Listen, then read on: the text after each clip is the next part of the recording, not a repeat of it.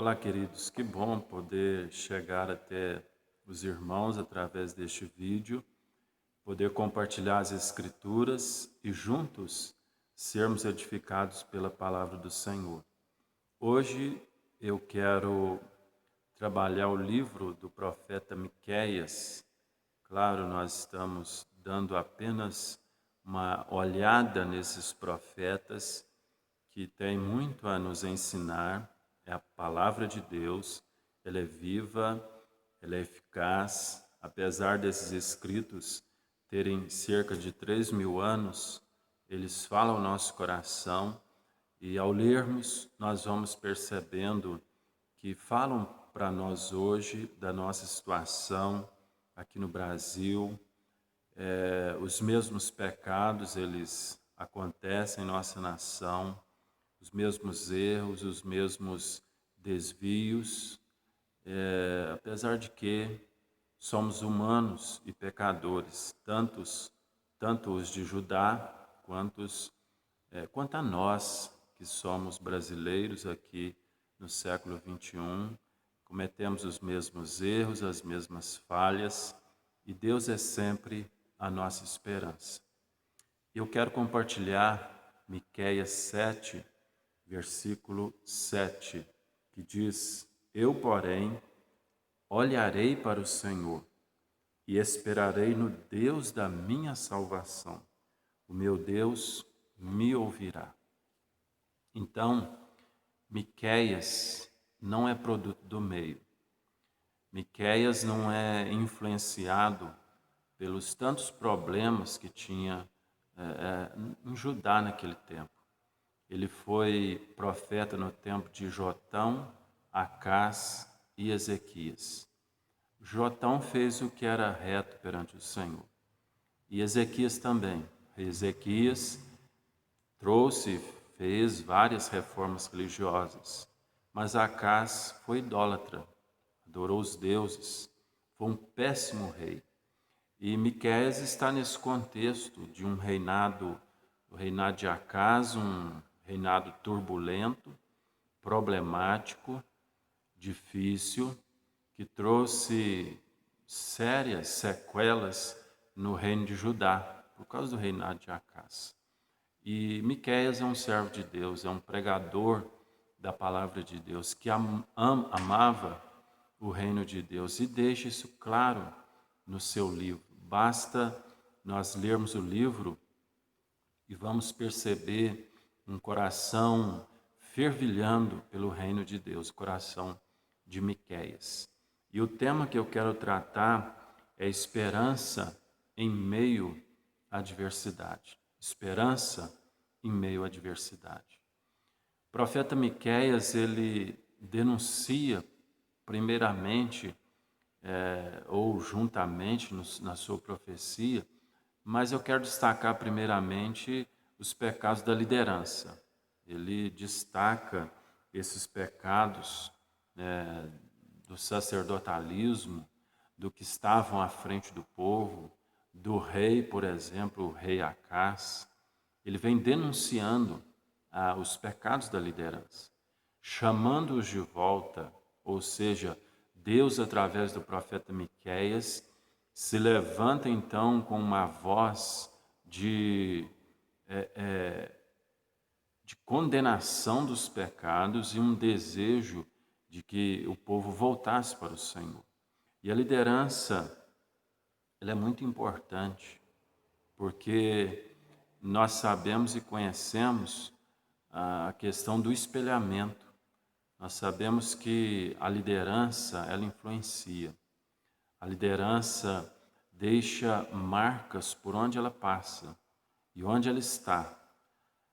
A liderança é, sim, um espelhamento para o povo. E se a liderança é má, o povo todo, então, vai seguir um caminho mau. Mas se a liderança é boa, é temente a Deus, é obediente a Deus e busca andar nos princípios do reino de Deus, toda esse povo, então, todos esses liderados vão seguir o bom caminho, o caminho do Senhor. A liderança ela sofre fortes ataques. Disse um certo pregador que a liderança ela é tentada 100 vezes mais do que um liderado. E isso engloba toda a liderança, quer política, quer eclesiástica, quer de qualquer outro nível, a ponto de bem sabermos do que as pessoas dizem a respeito do poder. Dizem que poucos sabem lidar com o poder. E, de fato, poucos sabem as manobras dentro do poder, porque o poder mexe com o ego. E isso é perigoso.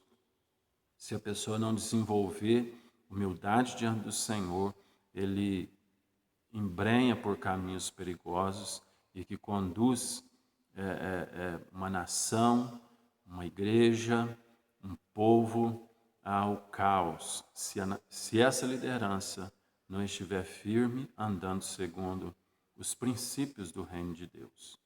Então, primeiramente, como uma lição muito importante que nós tiramos aqui, neste livro de Miqueias, uma esperança em meio ao caos, nós precisamos orar pela nossa liderança, dobrar os nossos joelhos pela nossa liderança, tanto eclesiástica quanto política, ou magistrado, ou legislativo, enfim, executivo, todas as pessoas que se acham investidas de autoridade, o apóstolo Paulo já vai nos orientar que devemos orar por elas. Devemos buscar a face de Deus, pedir para que Deus tenha misericórdia, porque existe esse espelhamento. Se temos um presidente temente a Deus, que pelo menos respeita alguns princípios da família, das escrituras, do reino de Deus, esse povo já vai experimentar certo tipo de graça, certo tipo de bênção. Então precisamos orar por nossa liderança. E nós então, à semelhança dos judeus naquele tempo, no tempo de Miqueias, nós estamos vivendo uma dificuldade no que se tange à liderança, tanto eclesiástica quanto política. Lá, política também e, no caso, religioso, moral, ético, político e religioso. Miqueias vem denunciando isso no primeiro capítulo. Nós podemos perceber isso, ameaças contra Israel e Judá. Deus faz ameaças para que o seu povo se corrija. E o capítulo 2 vai dizer ai dos opressores gananciosos, profecias contra os falsos profetas, ainda no capítulo 2. Então, aí ameaças no capítulo 3 contra os chefes, os sacerdotes e os falsos profetas. Então, percebemos neste pequeno livro de apenas 7 capítulos, grandes ensinamentos. E hoje nós estamos vivendo essa corrupção na liderança. Na verdade, a liderança no nosso tempo ela está muito frágil, fraca. Ela foi diluída. Não há um senso de um espírito de liderança no nosso tempo. Cada um faz como nos parece, como no tempo dos juízes, não havia rei em Israel, e cada um fazia o que achava mais reto. Hoje o homem cada vez mais, o homem cada vez mais desenvolve uma autonomia.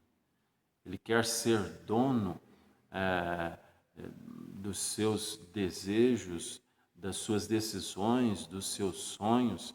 Hoje, até o homem religioso, a nível geral, ele quer ditar como Deus deve fazer as coisas, determinar as coisas para Deus. Ou seja, os religiosos, de uma forma geral, apequenaram Deus para que então determinasse a esse Deus o que eles desejam. Isso é uma corrupção generalizada que está acontecendo na liderança, na eclesiástica, na política. E Miqueias denuncia essa corrupção no seu livro. E nós, a semelhança de Miqueias, como pregadores da palavra de Deus, nós precisamos denunciar o pecado, a corrupção moral, política, ética. Nós não podemos nos calar diante dessa perdição que o mundo caminha. Ele denuncia os pecados das grandes metrópoles, opressão, criminalidade, crueldade, abandono dos necessitados. E nós, como igreja, não podemos conformar com isso, como o apóstolo Paulo bem nos orienta em Romanos 12, não vos conformeis com este século. Não podemos entrar nessa forma. Nós temos que denunciar o pecado, dobrando os joelhos, clamando por um avivamento nesta nação. Não podemos ficar apáticos diante de tudo isso. Mas ele denuncia uma segunda corrupção, a corrupção do povo. O povo se corrompeu também, não só a liderança, mas todo o povo se corrompeu. E hoje é um tempo que se fala muito em corrupção no Brasil. Nós temos aí essa investigação com o tema Lava Jato e punições de muitas pessoas. E quando nós percebemos, não é só os grandes que são corruptos. Quando nós percebemos a corrupção em todos os escalões, até nós mesmos, se pensarmos com cuidado e zelo, nós somos corruptos. Nós quebramos as leis de trânsito, que são as mais fáceis de serem quebradas. Limites de velocidade, enfim, uso de cinto de segurança, às vezes uma lente de um capacete, itens de segurança, nós erramos com as crianças, enfim, nós somos corruptos, nós nascemos em corrupção. Nós somos corruptos. O povo no tempo de Miqueias, há quase 3.000 anos, no desenrolar da história, no tempo de Jesus, havia corrupção em todo sentido. No nosso tempo, porque o coração do homem é corrupto. E é corrupto não somente aquele que desvia milhões, mas aquele que desvia centavos também é corrupção. Ou se apropria de coisa indevida, que não é dele. Enfim, falta honestidade no coração do homem. E nós, então, devemos mostrar-se como filhos de Deus e andar segundo os princípios do reino. Uma outra corrupção muito fácil e simples de acontecer entre os pregadores da palavra, o chamado plágio, copiar alguma coisa de um autor, citar essa frase ou parte dessa obra e não dizer o nome da pessoa. É uma espécie de corrupção que nós, como pregadores, temos que nos policiar diante disso. Então, Miqueias vem denunciando. E nós estamos vivendo nesse tempo de corrupção. E precisamos ter coragem para demarcar as linhas do reino, colocar a posição do reino de Deus, da palavra de Deus. Nós precisamos dessa coragem. Hoje nós estamos em uma plena corrupção sobre o Covid. Não sabemos o que é certo de fato e o que é errado de fato, se todos os óbitos procedem ou não. Nós estamos sem informação segura. Uns dizem uma coisa, outros dizem outra. E há pessoas ligadas a pacientes com denúncias. Vivemos um momento de insegurança no que se tange à informação sobre o Covid. Por quê? Porque o homem está no meio disso.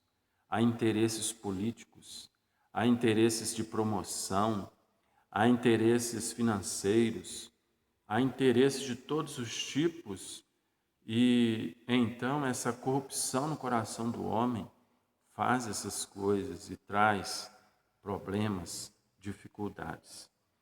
E nesse tempo, então, em que estamos vivendo, nós precisamos ser denunciadores dessa corrupção. Primeiro é que ele vai ensinar, então, é isso, a denúncia contra a corrupção. Corrupção das cidades. Ele denuncia isso no seu livro. E se nós olharmos as nossas cidades hoje, com tantas boates, com tantos bares, com tantos motéis nas nossas estradas, com todo tipo de artimanha para seduzir e roubar o coração dos jovens, das pessoas e até dos crentes, se possível for, para enganar, se possível for, os próprios crentes.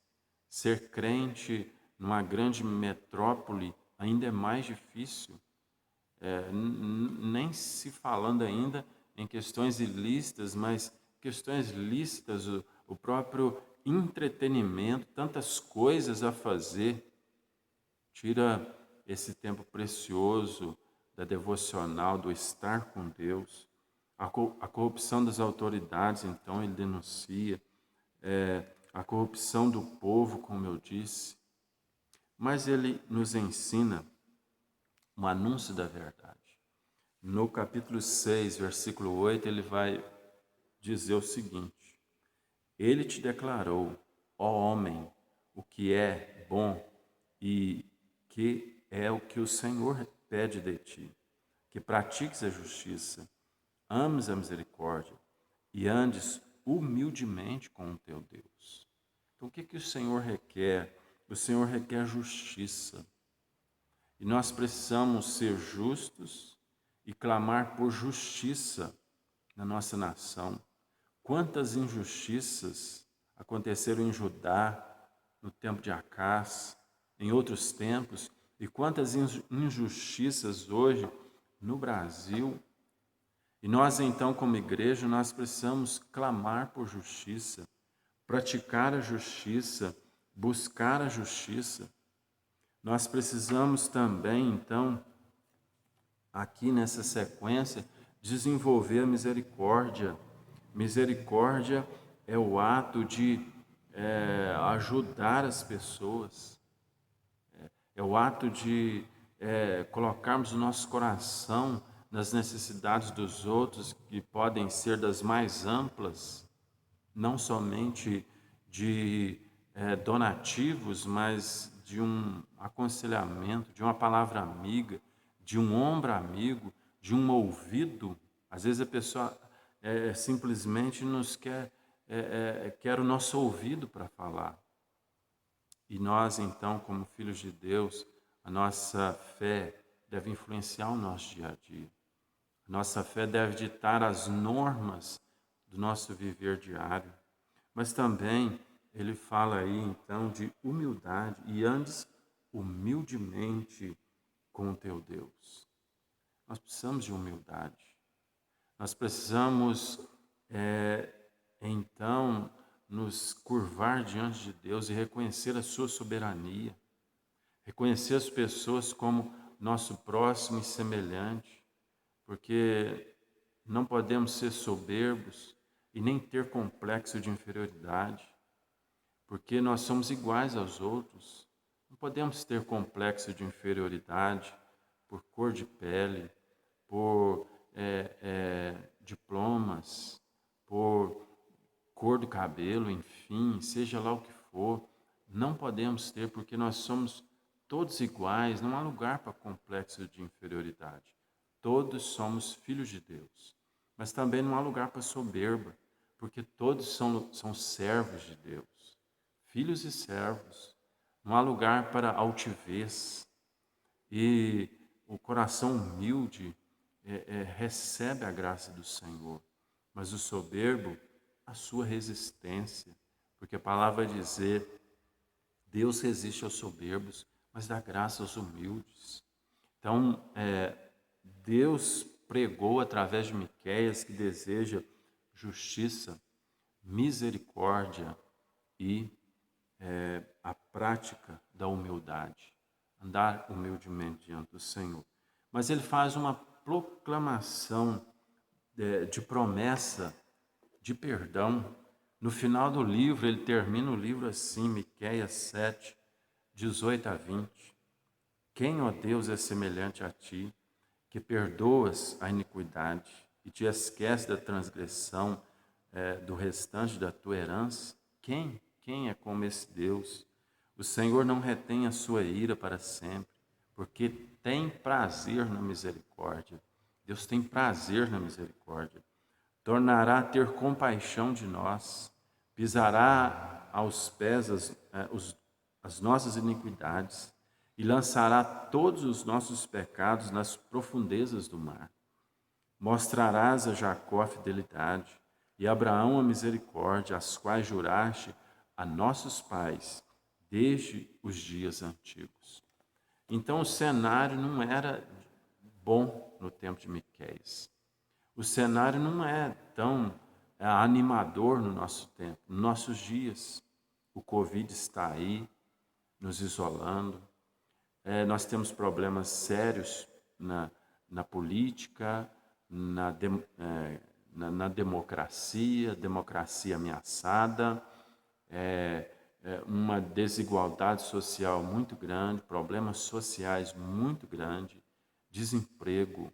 Se nós formos olhar para o mundo, a situação do Brasil hoje, apesar de sermos tão abençoados, mas não é muito animadora. Mas no Senhor há esperança. Então esse é o nosso tema, esperança em meio à adversidade. Quando nós olhamos para o Senhor, o versículo base do nosso estudo, a semelhança de Miqueias, quando ele diz: eu, porém, olharei para o Senhor e esperarei no Deus da minha salvação. O meu Deus me ouvirá. Ele lança os seus olhos no Senhor. E o Isaías vai dizer: os que esperam no Senhor renovam as suas forças. O que é esperar no Senhor? É olhar para Ele, é estar em espírito de oração. E olhar é vigiar, prestar atenção. Esse é o significado de olhar, prestar atenção no que Deus fez, no que Deus é, no que Deus faz, no que Deus tem feito, nas promessas de Deus. Deus disse que os dias que antecedem a segunda vinda de Cristo seriam dias turbulentos. Então, se há turbulência aí fora, é porque as profecias a respeito da vinda de Cristo estão se cumprindo. Jesus está vindo, Jesus está às portas. Isso dá esperança para o nosso coração. Esperar é aguardar, demorar. É a ideia de se colocar diante de Deus e esperar nele, até que ele nos dê resposta, até que ele visite o nosso coração e ouvir atenção com interesse. Quando você está muito interessado em alguma coisa, você presta toda atenção. Você pede silêncio às pessoas que estão à sua volta. Se você quer ver um programa de TV, um esporte, alguma coisa, seja um filme, você quer silêncio para ter ali o seu momento de lazer. Essa é a ideia. Silenciar-se de tudo que está à nossa volta, para, com toda atenção, com todo o interesse, ouvir Deus. Ouvir Deus. Ouvir o que Ele tem para falar. Ouvir o que Ele tem para nos ensinar. O grande problema é que, às vezes, nas nossas tantas tarefas e tantas preocupações, os barulhos são muito altos. E não ouvimos a voz sensível do Espírito Santo que fala no nosso coração. Mas nós devemos olhar para o Senhor com toda a esperança. Deus é esperança para o Covid. Deus é esperança para nós em meio ao Covid. Para nós em meio ao problema político, democrático. Enfim, Deus é o problema para tantas pessoas que sofrem em nossa nação, tantos doentes, enfermos. E devemos nós, então, orar e clamar em prol da vida deles. Que Deus te abençoe. Que essa mensagem seja de grande edificação para a sua vida. Esperança em meio à adversidade.